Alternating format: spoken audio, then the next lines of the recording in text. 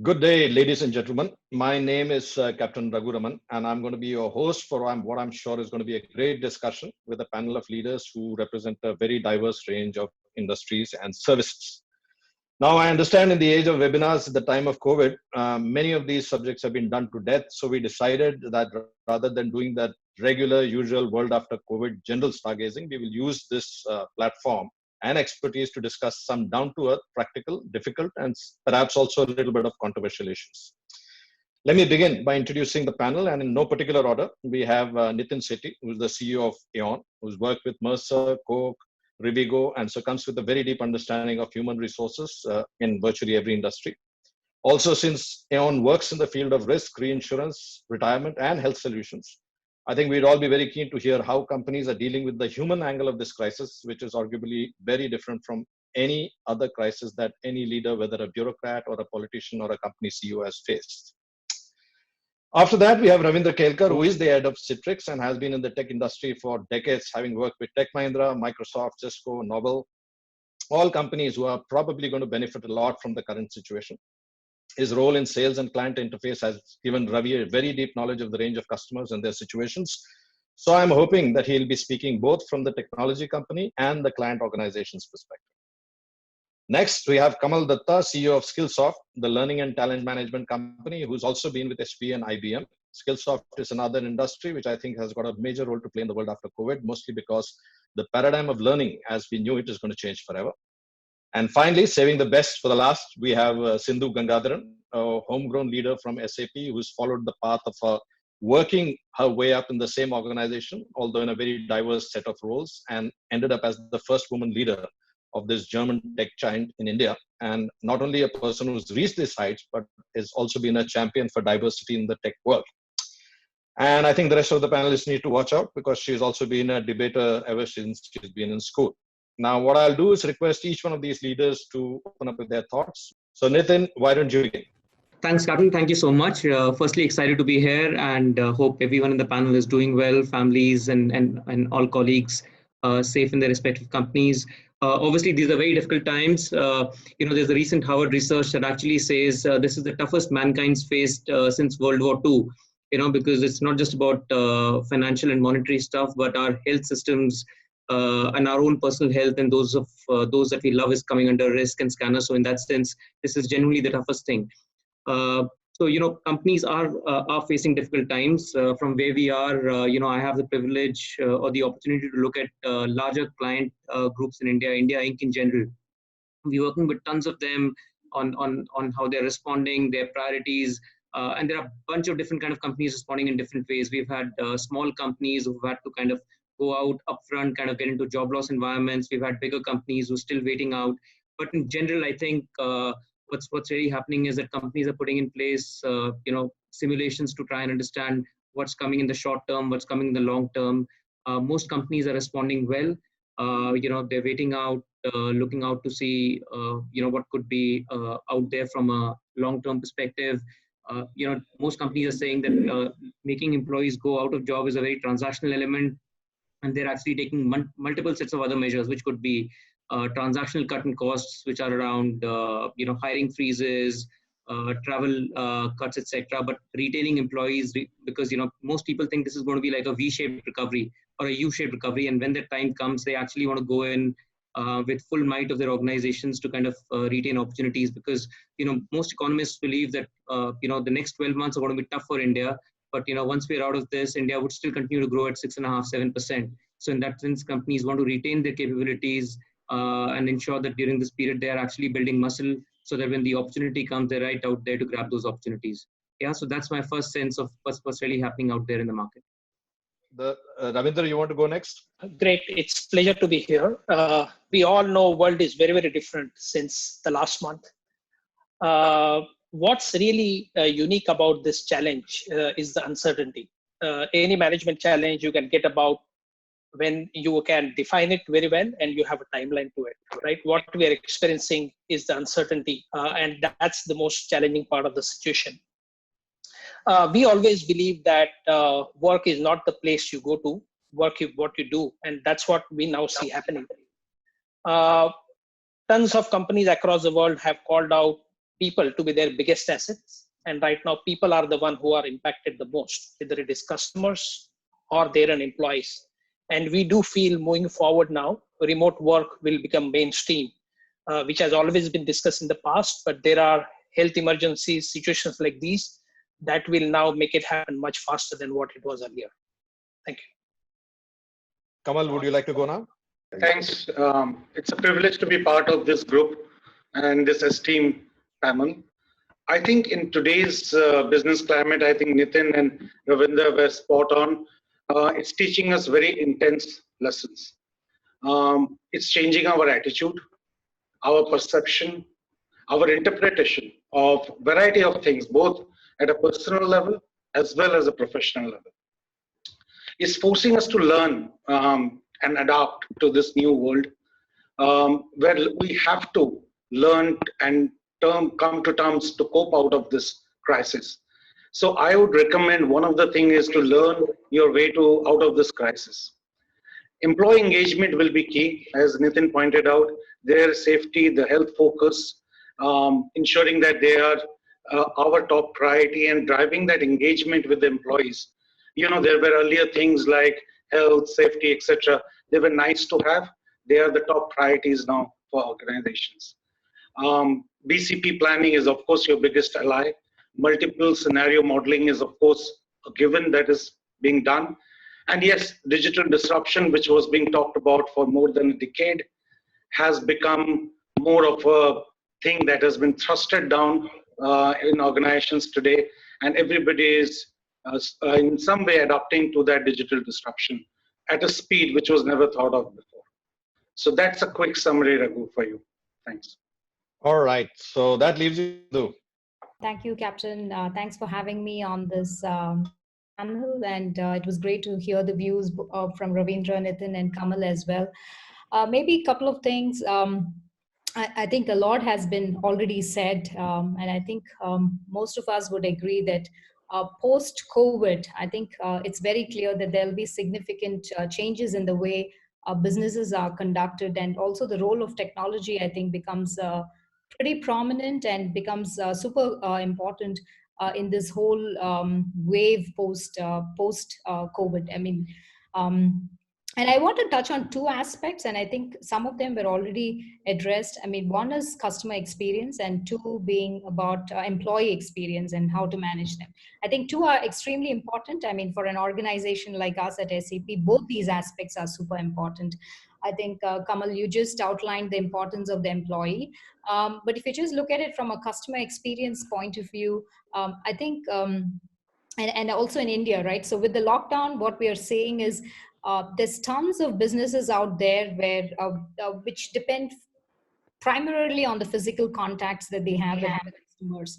And many of them who relied exclusively on that, we see that their businesses have suffered, right? Now, in retrospective, if they had been digitally enabled, it's clear that they would have a lot more possibility to also kind of tide through this crisis much better than they are able to do.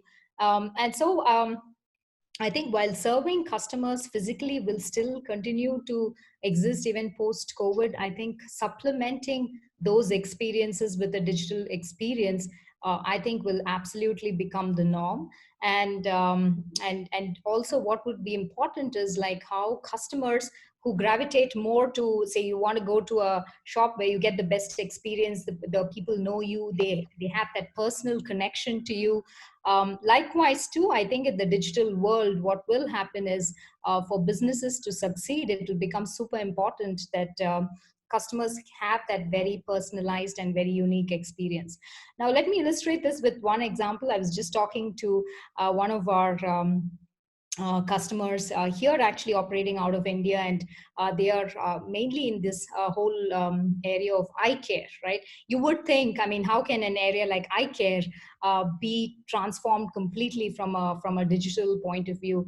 And again, if you just look at what they're trying to do and how they've kept ahead of the curve, technology plays a very significant role, right? Because today, if you're looking for cool spectacles and you go walk into a store which understands you, you have in history with say a support personnel out there, and this company is really using also ML, it's using AR, VR capabilities to be able to augment those experiences and provide that best experience for a customer and give that kind of personal attention and personal detail that would be needed to keep those customers with them, right? So I'm a strong believer of technology making that possible, and really those customers who adopt technologies to kind of give that fully personalized experience to their customers are bound to succeed. Now, moving on to employee experience, which is the second piece, which I think as organizations like SAP, for us, that's, I think it was already mentioned, employees being the largest and the biggest and the most important asset. I think many of you clearly said that work from home is going to be significantly popular across industries, and particularly definitely also among the IT companies among us, right? And I think you also, one of you mentioned that over 30% of the workforce will continue to work from home even post-COVID. Now, this being the situation, I think organizations also have to take a much deeper look into how that employee experience will be manifested in the digital world. Because in the physical world, keeping a tab on your employees, addressing their very specific needs, ensuring their well-being, and you have time-tested and kind of best practices that have evolved over a period of time. Now, when we are working in isolation from our homes for this prolonged period of time, I think it's also important that companies continue to take care of those very specific needs that will arise, including things like also mental health and well-being of their employees, because again, it's you miss out on that social interaction and that personal connect that you have, right? And I believe that it's also important that we craft those digital experiences also, and also leveraging technology again, like quick pulse checks, things like that, which also help very quickly assess the employee health, the employee well-being. And I can just reflect as a company being a top employer to work with, a best place to work. We've been having that for consecutive years now, and we believe that now in these new times, to keep par with those expectations, we also have to look at a great place to work, which is now defined by, say, this space, right? You have a boundary, you have an online workspace, you have pods of employees now where work from home has to be treated still like your place of work, right? And this is where I think organizations can still work on and leverage technology to continue retaining those statuses as a best employer. That would be some of the points that I'd like to share as an opening remark, Raghu.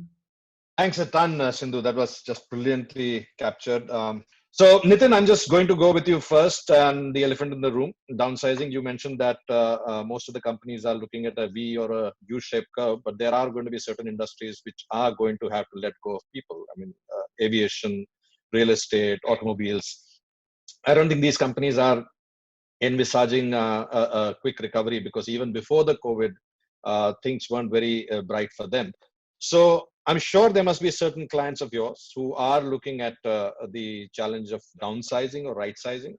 And what's your take on that? Do you see this being like a downturn in 2008 or 2002, when a certain percentage of employees are asked to go on furlough or on leave, or just asked to leave?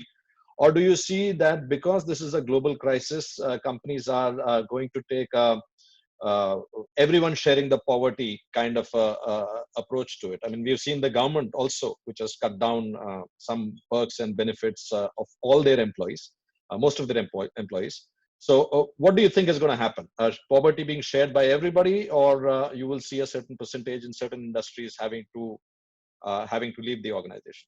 Captain, I'm going to take a little bit of a step back on this. I think as we speak to literally every client out there, I think there's an understanding that none of this is happening because it has anything to do with an individual's performance or a company strategy, or even the larger macro situation in India. It is an event that's actually happened. It's been thrown upon us, and now we need to resolve for it. So most people are actually being empathetic in this whole environment, because if you were to lose a job today, it's unlikely that you will find a job with similar pay levels or what you need to be wanting to doing for next 12 to 18 months. So most companies do understand that and are being very, very sympathetic to this whole cause. But having said that, most companies want to operate out of some degree of strength, want to maintain cash in their books so that when the opportunity comes, they're able to use that cash to be able to grow. So the first set of actions that we're beginning to see are exactly the ones that you mentioned. There are furloughs out there. Employees are being voluntarily asked to take pay cuts. Pay cuts are often starting from senior teams, then kind of going down to middle and junior teams.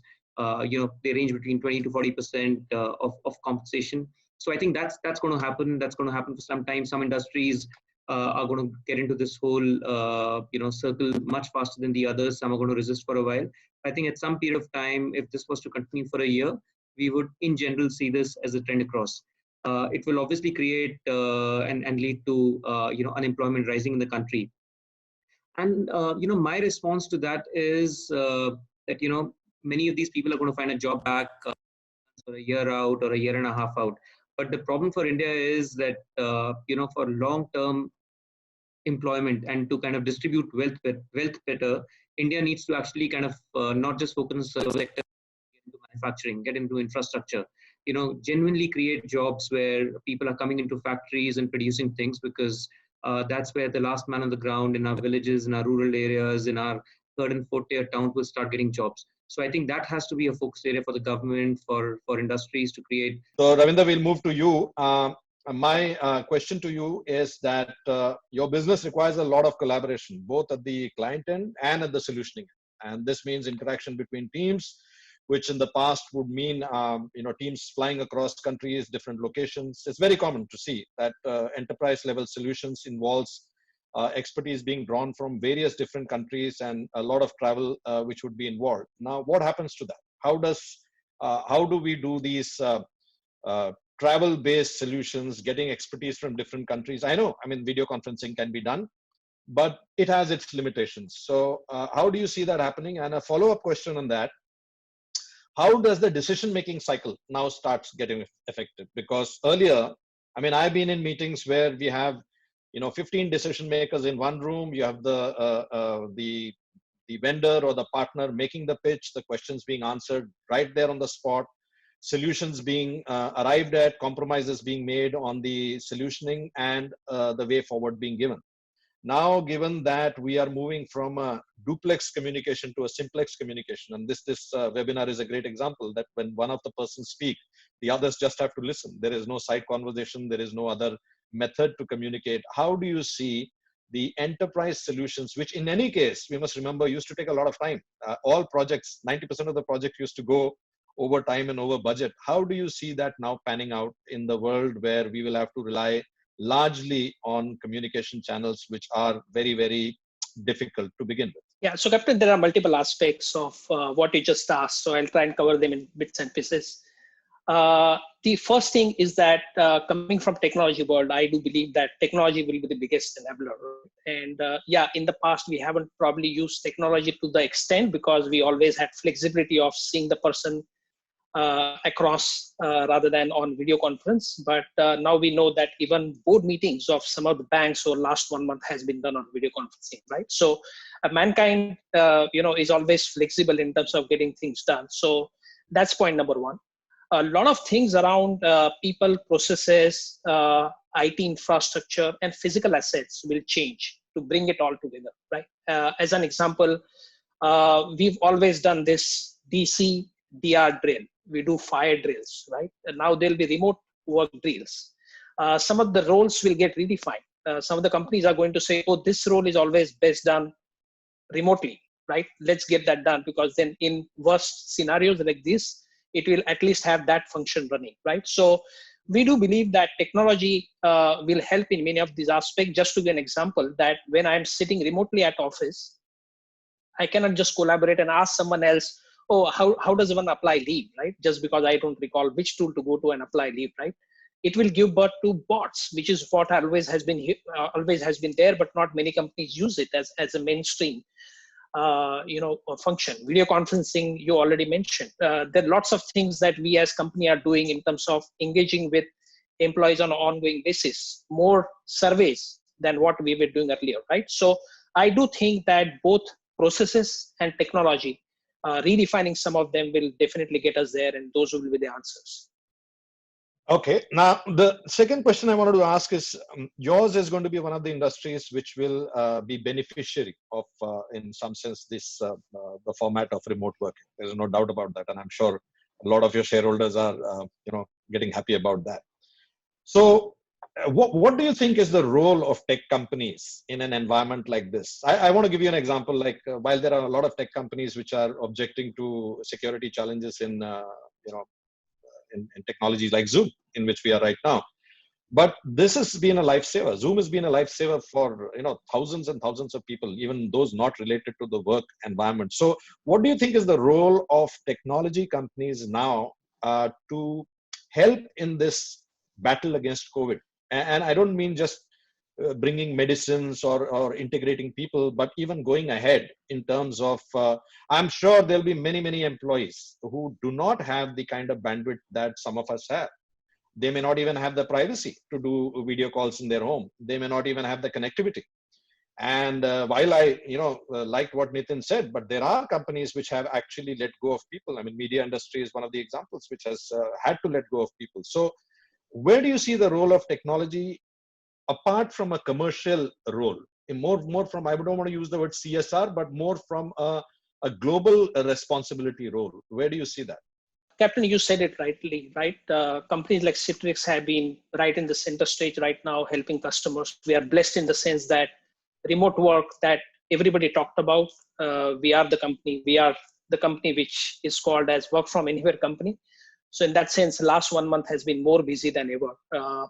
There are two roles that technology companies like us can play, right? One in terms of what we have helped customers in short term, in terms of coming out with specific programs and engagement to help them get going with a short-term solution for so-called BCP.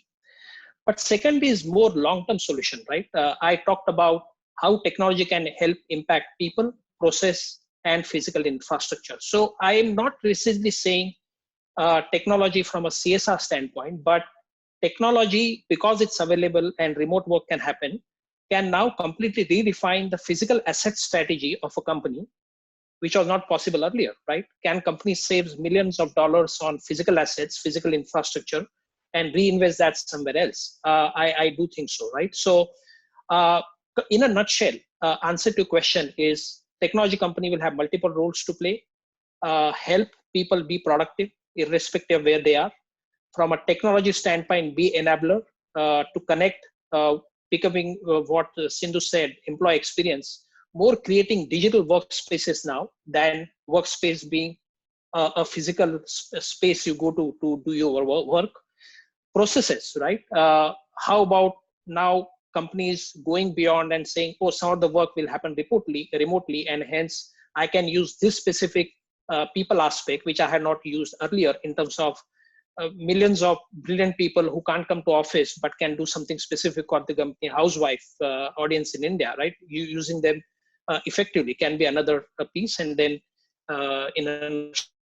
so that's what I personally feel will happen. So technology will be quite in center stage of what's happening right now from a COVID response standpoint. Now coming to Kamal. Kamal, firstly, how effective has online learning been even to begin? I know it's good and great for some skills, and I myself have learned some skills with online programs. But there are certain skills which require interaction. They require active participation of students inside a class. If that were not the case, then correspondence courses would have been the same efficiencies, would have got the same efficiencies as campus studies. But we know that's not the case. I mean, correspondence courses have their own limitations. So first question is, even before COVID, how good has the online training been in a scale of 1 to 10? Is there an expectation that it can completely replace physical training? So great question, Raghu.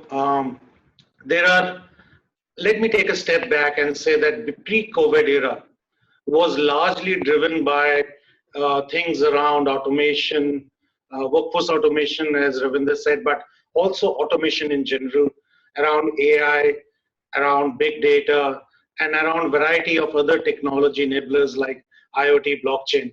And those were necessarily lend themselves to a more digital experience simply because they were not behavioral in nature, they were not soft skills, they were hard skills, they were best learned in a quick fashion, at your pace, anytime, anywhere access. So those lend themselves to digital learning, I would say. Post-COVID, things are very different. We are learning anyways. We have to learn. I have to learn cooking now. I bake products. I'm cooking food. I have learned under 10 minutes cooking, by the way. I know how to cut my own hair now. These are things I could have never imagined me doing even 2 months before this happened. So we are learning for sure. And I said we have to learn ourselves and learn to get out of this crisis, basically. Now, if I look at the digital disruption space personally, on organizations today, digital disruption is no longer something which is imminent and will come or might come, and whether it will be a digital enabled company or not, it's already on us. Companies need to now think of a digital first mindset. Okay. Now, in my mind, in a digital first mindset, you have to move many of your changes as your organization goes through these transformations around workplace, like Ravindra said. Sindhu talked about employee engagement, customer centricity, customer being at the center of how you provide that experience capture systems, etc., etc. And I'm sure a large part of the investments now will be on experience platforms versus system of records or the classical MIS that people have been doing. But to your question specifically on whether digital e-learning can fully replace learning, I don't think the intent or even the ambition of a company like us is to be there. Today, on an average, only about 10 to 12% of the learning spend is on e-learning and digital learning. I expect that to go up. There are some silver linings in this COVID situation, one of them being that learning has been a focus. So yes, it will go up to 20, 25%. For some leading edge organization or bleeding edge organizations, as you call them, it can be 40, 50%. But beyond that, I do not think that all behavioral training, all leadership trainings which are softer skills around negotiations, etc., negotiation skills, for example, can be done effectively in a digital platform. There will be, therefore, a mix that has to be done. So there are platforms today like ours, which is thinking about how we can augment the digital with the physical. So there will be new formats that will emerge out of this in every industry. Whether you look at how saloons will operate or how movie theaters will operate, maybe there will be more drive-in movie theaters, the concept that has gone away. People driving with their cars and open theaters. I don't know. I'm just speculating here, but yes, every industry is thinking of how to cope with this. What will be the changed consumption and behavior of the consumer? How to capture those experience? And in learning space, we will pretty much do the same as well. Okay, so my question now is that do you think this creates a disparity? Let me give you an example. I'm given to understand that in France, one of the first organizations or institutions that is going to be reopened is schools. And the reason why they are doing that is because they do not want to create a disparity amongst children who have the wherewithal for remote learning and technology learning vis-a-vis children who don't have that wherewithal. And we can actually even see examples of that right here in India, especially in schools which have mandatorily got the economically weaker section students enrolled. Now, in the same school, you will have a certain percentage of students who will not have access to laptops, won't have access to printers, won't have access to many of the digital tools that their classmates will. And don't you think this is going to create a much wider disparity in a society which has already got a lot of disparity between the haves and the have-nots? Absolutely. Great question. So as I think about it, we used to have helpers in our home to manage the house, cook or clean, etc. I was curious and I asked their children, how are they coping with this school shutdown and stuff like that? I think smartphones, specifically with larger screens, have been a great enabler. Today, it was surprising for me to note that even they, with their smartphones, are doing Zoom classes just like we are talking right now. So technology, while being a disruptor, can also be a great enabler. We have seen examples in pre-COVID era of M-Peso in Africa. We have seen great transformations being driven through technology and the availability of smartphones and desktops, etc. Now, to your point, yes, I think there could be many reasons for opening schools. On a lighter note, it could be to relieve the parents from homeschooling and effort for cooking that is required to manage the children at home. Or it could simply be also the fact that children are less prone, as I have seen in some of the studies.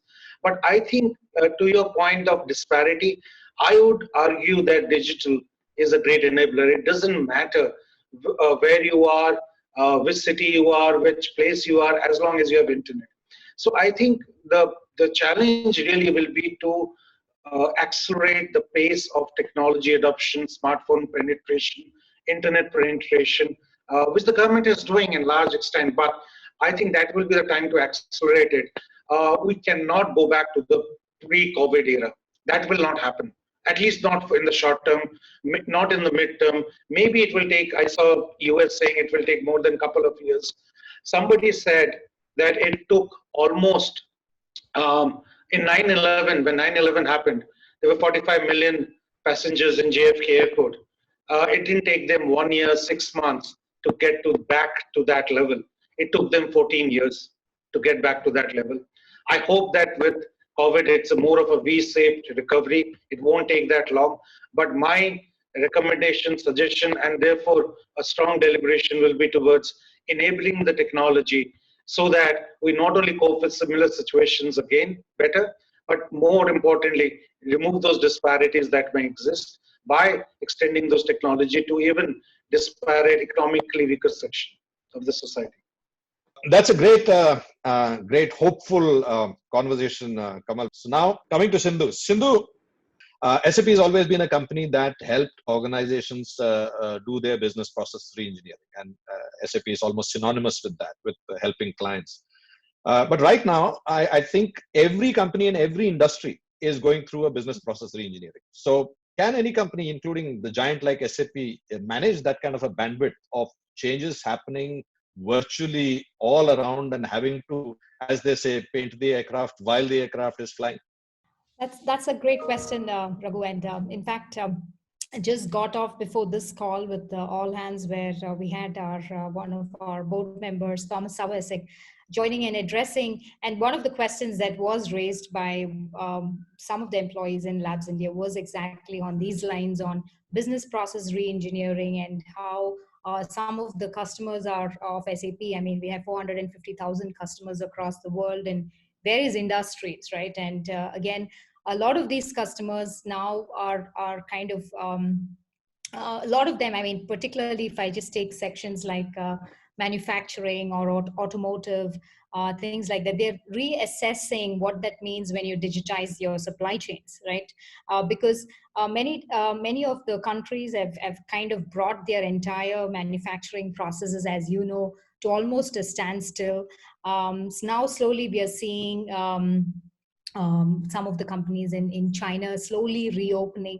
But what we are again seeing is customers going back to also reassessing what that means from a supply chain point of view, being able to also see, kind of very quickly assess what is the demand versus the supply, do this kind of a mapping very quickly. Also leveraging technologies that we offer to also do kind of simulations and very quickly predict what that means in terms of keeping their inventories intact to be able to kind of support the demand that arises. But behind the scenes, what this all translates into, again, is what the point I made right at the beginning. And this is where I think the most resilient ones are the ones which have already kind of adopted and kind of started off at a very early phase in their whole digitization, and also in terms of how are they kind of putting the efforts to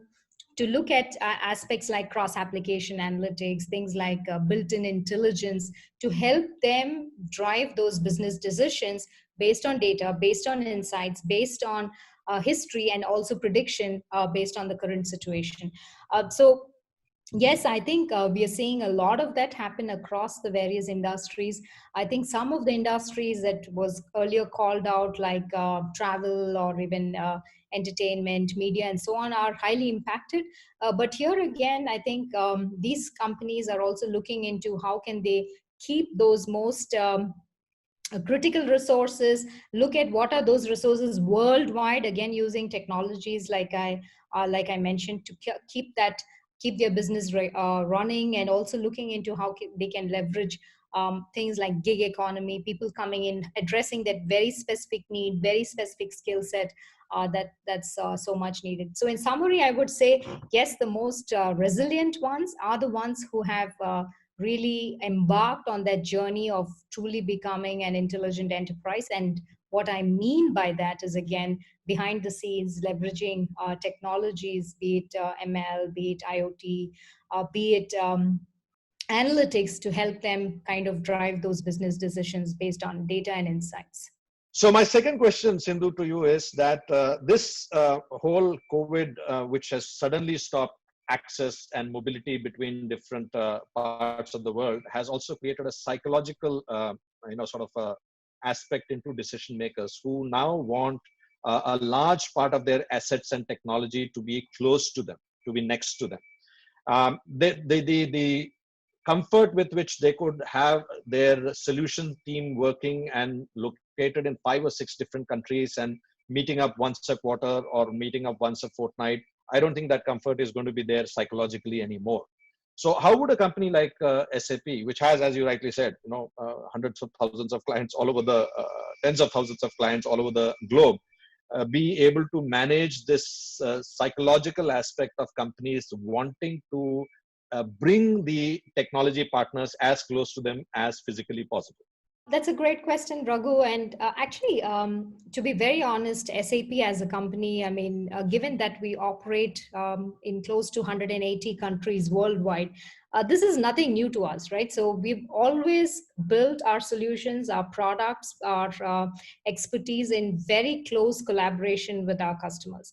In fact, we were one of the earliest ones when it came to practices around design thinking approaches, where when we talk about design thinking, it's really both of us, both our customers and us, going to the drawing board, having people with the strongest business acumen. And this is not necessarily people with just software development skills. That's not what we are talking about, right? So we're talking about people with absolute business acumen skills, and also expertise across the various industries that we support. I mean, as of today, we support close to 25 plus industries where we offer solutions to our customers.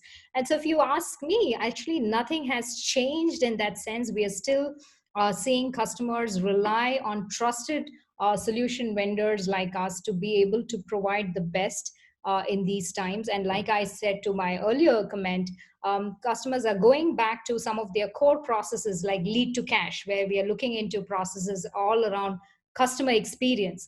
How do we bring that best customer experience? Finally, how you deliver it at a particular customer depends on their customers, their products, their regions that they operate upon. Or even if you take processes like total workforce management, which is where, again, solutions that we offer, where how do you manage your entire workforce? And that doesn't translate into just workforce that's within your organization, but also workforce like contingent workers, right? I mean, there are, depending on your project cost, depending on the skills that are needed, it's very important, common practice that you have somebody like a chief project manager who just says, hey, I want to fulfill this particular project with the specified skill set. And here again, what we are in the business of doing is providing those products like contingent management solutions or total HR management solutions to address those needs. Or again, given these times, I think the biggest focus for especially customers, I think I mentioned it, is also about sourcing, strategic procurement. I mean, these are things where you need some of the world's largest networks, where you have millions of suppliers on that network to be able to do that kind of strategic sourcing and procurement. That's so much the need of the hour, if you ask me. Or even processes like design to operate, where depending on the demand that you have, you want to design your product, you want to go into a planning phase, manufacturing phase, or even then finally shipment and also maintenance of the products, again going through that entire design to operate process. And this is where I believe customers are clearly looking at those industry expertise that we bring to the table to be able to address their needs. Finally, what they do with these individual products for their specific needs is totally still relying and is resident for those customers. So that's how I would see it, Raghu. Great. So you are optimistic on that Absolutely. score. Absolutely. You have to be. And I guess you have your work cut out, because as you rightly said, if you have to change millions of vendors now because of this move out of China, or at least the psychological aspect of that, you'll have to really go out there and recast your net. All companies will have to, I guess, in some sense.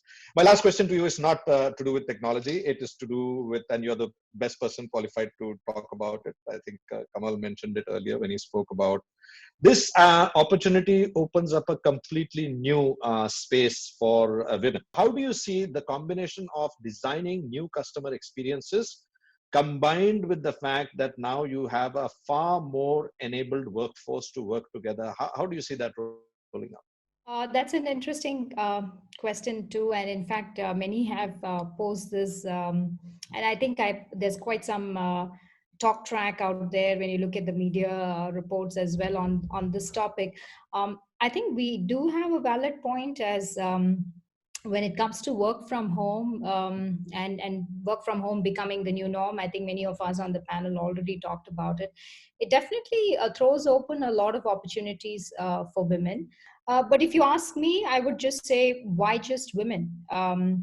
That's my question, because when work from home becomes very prevalent and it's clear, I mean, a lot of companies making very bold statements on how they plan to continue post-COVID era. There's some clear indications that at least definitely in the IT industry, there's no doubt that we're going to throw open the doors for many who have been kind of tuned to remote working.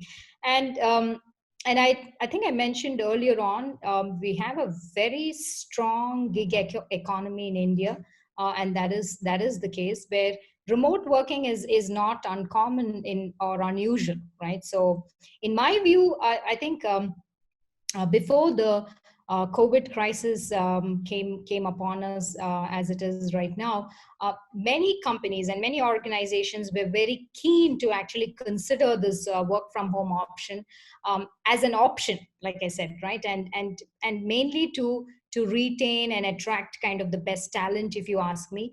But we're still hesitant to do it for reasons that were specific to them. And I have to say them because at SAP, I mean, work from home has been a policy that we have always enjoyed. And in fact, even in India, where we say once a week, you have the choice to work from wherever you want. Now, however, if I just look at now the data and now many companies having tested the waters, many companies see that it's also an opportunity, and it's very accommodative to remote working, and it actually helps their whole talent acquisition, the job market, and so on.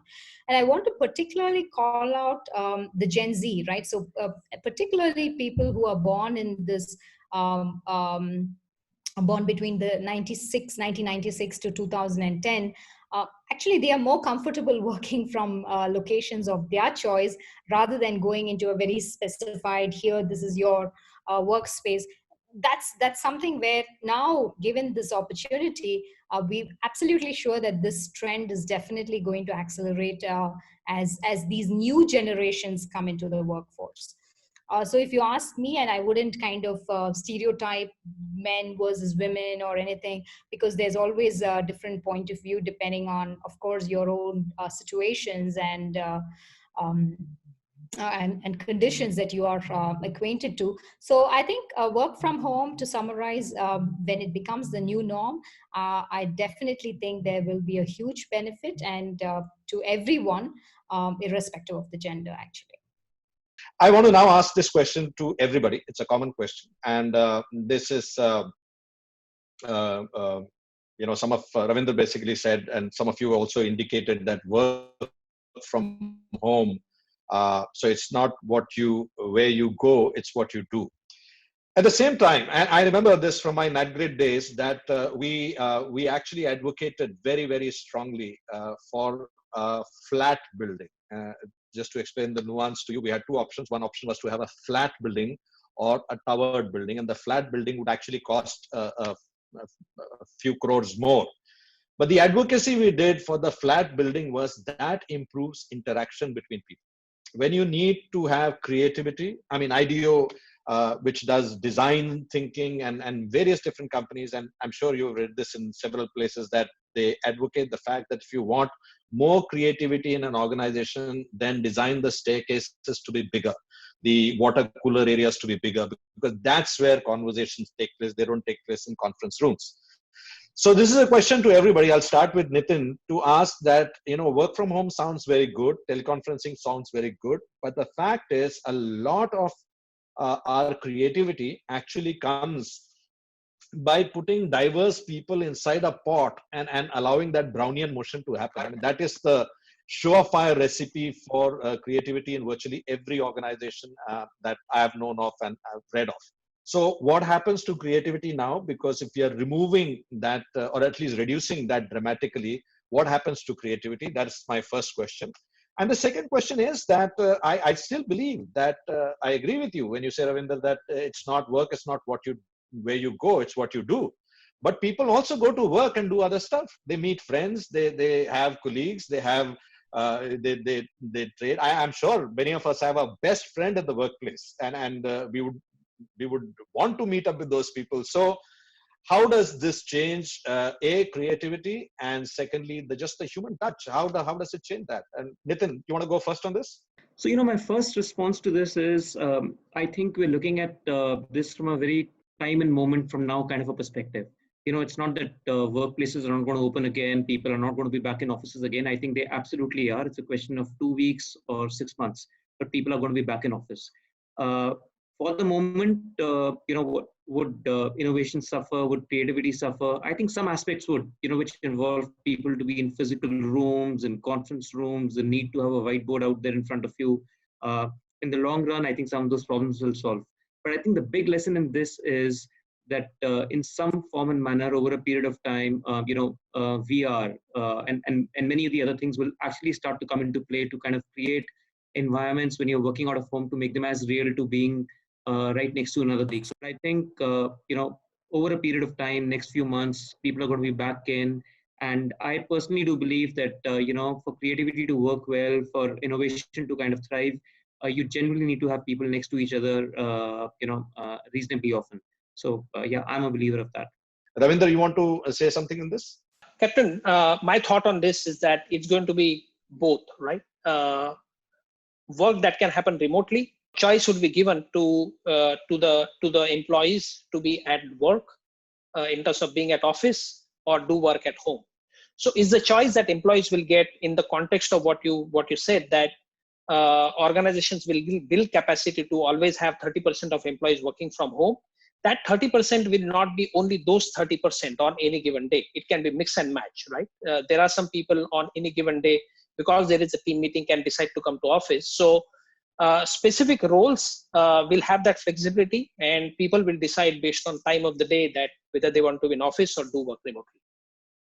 The question, this is a different question that I have for everybody. So, like sometimes we lose our phone, or phone crashes, or a laptop crashes, and at that point of time, we, heart sinks and all of that. But when we think about it and we get a new laptop or a new phone, we also look at the positives, that we are able to get rid of all earlier junk, and we can do a very clean restart or whatever. So if we were to look at it from that perspective, that COVID has given us an opportunity to restart, what would be one or two things that each of us would like to do as a leader, and say, now that we've got a clean restart, this is something that I would like to do, or our organization would like to do? Sindhu, you want to go first?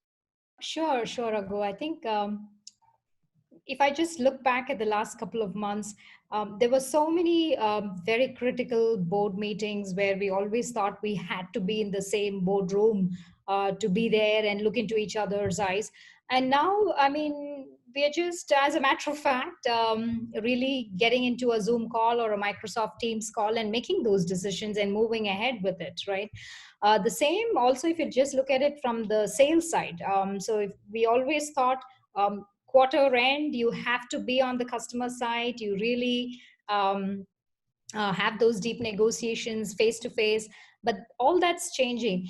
But I'm still a very strong believer of, despite all the technology, I mean, you know how passionate I am about technology, but I still am a strong believer that there is no real replacement for that personal connection, and you understand what the emotions that other person is going through. I think earlier on in the call we said, I mean, again, we have to wait, we have to listen to what the other person speaks. You don't just interrupt. Emotions cannot overrule, which sometimes also go into those decision-making processes, as we all know, right? So there is no kind of black or white in terms of that everything goes virtual. I'm not a believer on that at all. No matter what technologies and what the best of innovations we will have, there will still be those very emotional, very human decisions that we will have to rely on as well post COVID. I can also just one point that I wanted to make also, looking at people who are extensively working from home now over these last months. I mean, we are not seeing any dips in productivity. Why? Because people are really going that extra mile to make it possible, right? And that can't continue for elongated periods of time. At some point, you would kind of reach that mental fatigue. And I think it's so important for organizations to acknowledge that aspect as well, that people really, yes, they're all very grateful that they have this opportunity to work from home. They're really giving their extra efforts and push to make it possible to not dip in any productivity levels. But at the same time, if this continued, we will also see that mental fatigue, the mental breakdown, which I think is so important for organizations to acknowledge and take account of. So I think a balance, giving people the flexibility, but at the same time, having that personal and human connection, I think is super important. Kamal, would you like to go now? So my view is, Raghu, that's again a great question. I think let's step back into history for a moment. There are periods of Renaissance art, for example, which developed during the lockdown stages in earlier history. It has its benefits, okay? Einstein didn't develop things in community, he did it in isolation. Our great saints in our cultures have gone into meditation and caves to discover deep thinking about astrology to astronomy to different things. So I think creativity is very subjective. Some people thrive in communities and forums. Some people can do that better in isolation. It depends on intrinsic natures of people. But I think the point that you are saying is, would I miss going to that office, sharing a cup of coffee, patting somebody in the back, etc.? Of course, those are there, elements are there. But I think I also attribute that I was reading in Times of India today that outside of COVID-19, the number of diseases related to stress and the number of deaths related to heart attack and etc. have drastically come down. And what could be the reason for that? Probably lesser pollution. I think this is a time for everybody to reshape, rethink, and be completely bold in the way we approach things. We cannot continue to use our previous experience. It's a time for us to learning to unlearn whatever we have learned, because this is going to be a new world, a world we have not seen before. So what could have possibly prepared us for this? Nothing really. So we will have to reimagine things, reimagine customer experience, reimagine work. And I agree, there will be people who have to come to work for a variety of reasons, but there will be people. Earlier, when you used to say, I want to today work from home, let's say in Reliance, you would be in a situation where people might potentially judge you as you're shirking work, or if you do that too often, as somebody whom they can't collaborate and work properly with. I think those days are behind us now. TCS is talking about 75% of people working from home now as an option, viable option for business. So I think that is what I would think about working from home and working from not. But to give you a Skillsoft example, we were very famous for doing this perspective events. And I know, Captain Raghu, you spoken as a keynote speaker in one of those perspective events. We used to have about 250, 300 odd customers. That perspective event is happening in May 13th, and we are continuing with it, except that it's a global event this time, except the fact that it's now fully digital, and except the fact that now instead of 2,000 people, we have, as of today, 5,000-6,000 people registered for that event in India alone. We could have never built that scale in a physical event in a Taj hotel or any other hotel in Mumbai. So I think every change that we are seeing out here is also an opportunity. People need to have a growth mindset, see these opportunities for what they are, a changed landscape, and plan accordingly. But we always need to be optimistic. I'm in sales personally, and future is always bright. So no, of course. I mean, I have been in sales myself, and I've been in the army, and we had to be optimistic there. Otherwise, we wouldn't get the day. The creativity aspect, even if we go historically, creativity doesn't come as one flash bulb. I mean, that's a myth. The Eureka is a myth. It is usually incremental. It's built on one layer after another layer after another layer. So those layers are still needed. The teams are still needed to add to, and Einstein is a genius who appears once in a few hundred years, but most of us have to actually interact with other people to come up with those, innovative incremental ideas. So Nitin, your view on both these questions. Again, my take on this is, we spoke about IT services companies saying 75% people working out of home, workforces. I think those are companies which have workers, which have the tools which can actually, enable them to work from home. So in that sense, if as a worker, if I work in a plant, if I can actually work out of home, I would. Those companies are actually taking advantage of that. But in the long term, I think there is a balancing that will happen. Companies that can actually equip their folks to work out of home will do that because it would mean better productivity, better cost savings. But there will absolutely be need to get some people to office. You have to put boots on the ground to sell. You have to put people into meeting rooms to think through about building the next product, the next solution in a particular manner. And in that sense, I think it will be about the balancing act, and that's how it would be. But yeah. That's great, Nitin. We'll go with Ravindra now, as if we are ending this. So the last statement of what you want to say.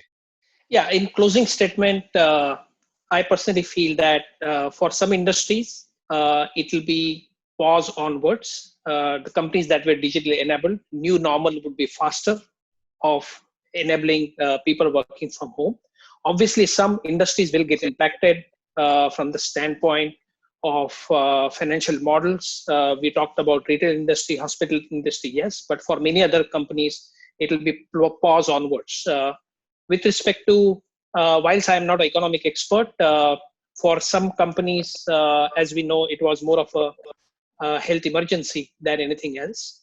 and not collapse of a financial model that happened in 2008. So I do believe that post-COVID, things will be back on track much faster. Just adding the optimistic thought to the optimistic thought that Kamal was saying. Second and most important is people now will become the center point of everything that we are trying to think, right? Because now we realize that if people cannot connect, if people are not productive, businesses are going to stop. So whilst we have always said it before, more than ever before, people will become center state of strategy, and technology will play a key role in really enabling people working from home, digital workspaces, connecting them securely, making them productive, and things of that sort. Thank you. Yeah, Kamal, you go now. Yeah, so Raghu, in the final thing, I will say that I have spoken to so many leaders of late, and I have never seen so much focus. The first thing they start with is checking your health, worried about their employees' health, their well-being, their mental health, their physical spaces they work in, etc., etc.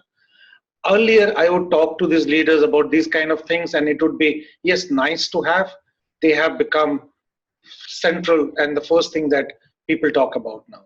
So that's a great change. I love that that is happening today. As I have said before, disruption for every business is imminent. How we respond, how we reimagine the opportunities, how we rethink our strategies, how we model them, and how we execute on them will be the key to success and will set path for the new leaders of this post-COVID era to emerge. So with that, thanks very much for having me in this panel. It was a pleasure talking and listening to all of you in this panel. Thank you so much. Thanks a ton to everybody. That was a fantastic session and very insightful to get such a diverse insight from all different leaders. I think the one thing that we're all certain about is that the world of tomorrow is going to be extremely uncertain.